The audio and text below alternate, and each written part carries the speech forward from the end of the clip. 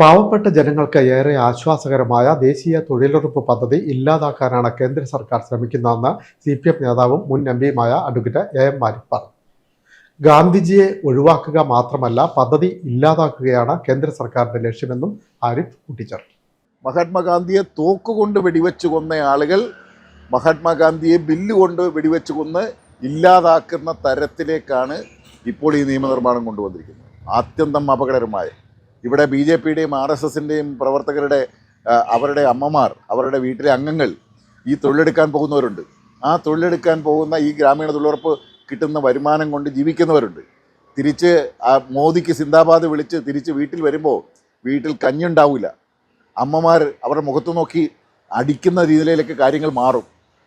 അത്തരത്തിലേക്ക് BJPക്ക് ഒരു ഇച്ചിരി അവരുടെ കൈവശം വരുന്ന പല മുനിസിപ്പാലിറ്റികളും പോയി. നിയമസഭയിൽ അവർക്ക് 11 മണ്ഡലങ്ങളിൽ ഭൂരിപക്ഷം ഉണ്ടായി 1ാം സ്ഥാനത്താണെന്ന് പറഞ്ഞവർ ഇപ്പോൾ ആകെ 2 മണ്ഡലത്തിലേക്കായി ചുരുങ്ങി.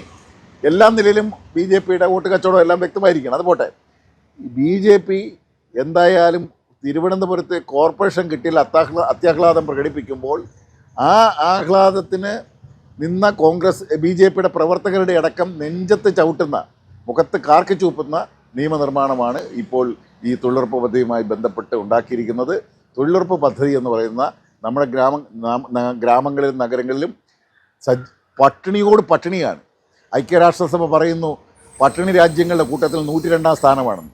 ആ പട്ടിണി ഇല്ലാതാകാൻ ഒരു പരിധിവരെ സഹായിക്കുന്ന ഒന്നായിരുന്നു ഈ പദ്ധതി. ആ പദ്ധതിയുടെ കഴുത്തു ഞെരിച്ച് കൊല്ലുകയാണ് BJP ഗവൺമെൻറ് ചെയ്തുകൊണ്ടിരിക്കുന്നത്.